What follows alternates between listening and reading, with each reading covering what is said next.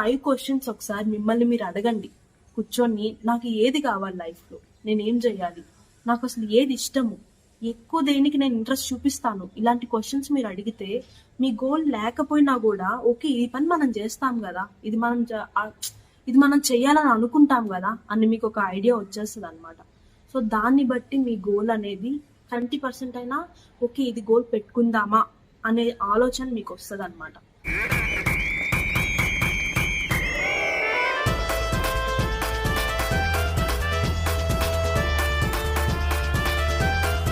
So మనల్ని మనం అడగాల్సినటువంటి ఆ 5 క్వశ్చన్స్ ఏంటో ఇప్పుడు చూద్దాం. దాంట్లో క్వశ్చన్ నెంబర్ 1 వచ్చి, if I could spend a day doing anything what would it B?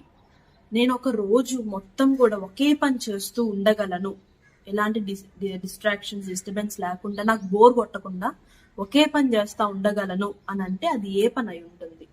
Instagram లో రీల్స్ చూస్తాను మాత్రం చెప్పద్దు please please please.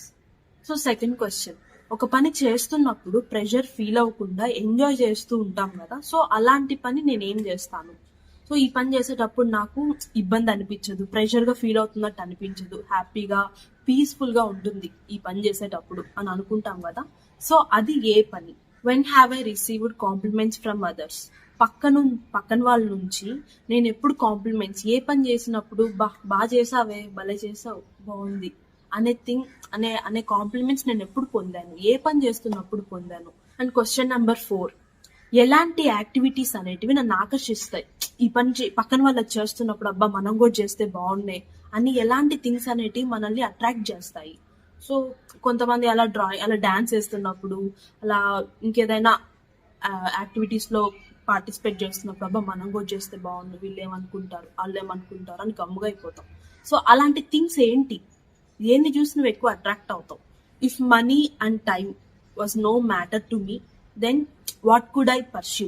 So money కానీ టైం కానీ నాకు మ్యాటర్స్ కాదు, నేను హ్యాపీగా ఉండాలి, నా సెల్ఫ్ హ్యాపీగా ఉండాలి అని నువ్వు అనుకుంటే దేన్ని నువ్వు ఎంచుకుంటావు?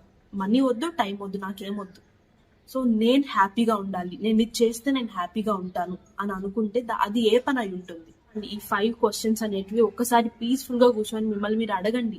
మీకు హ్యాపీనెస్ దేంట్లో దొరుకుతుందో అదే ట్రై చేయండి, కానీ పక్కన వాళ్ళ కోసం వాళ్ళు చెప్పారని వీళ్ళు చెప్పారని డోంట్ చేంజ్ ఎనీథింగ్. వాళ్ళు వచ్చి మనకేం చేయరు. సో మీ హ్యాపీనెస్ ప్రయారిటీ మీరే, అంతే. ఫస్ట్ ప్రయారిటీ ఎవరంటే నేను. నాకు నచ్చిందా నేను వెళ్తా, నచ్చలేదా ఎంతమంది చెప్పినా నాకు వద్దు. సో ఆ మైండ్ సెట్ తో ఉండండి అండ్ ఖచ్చితంగా మీ గోల్ అనేది ఒకటి సెట్ చేసుకోండి, దాని ద్వారానే వెళ్ళండి. Trust me, this channel is all about you, అంతే.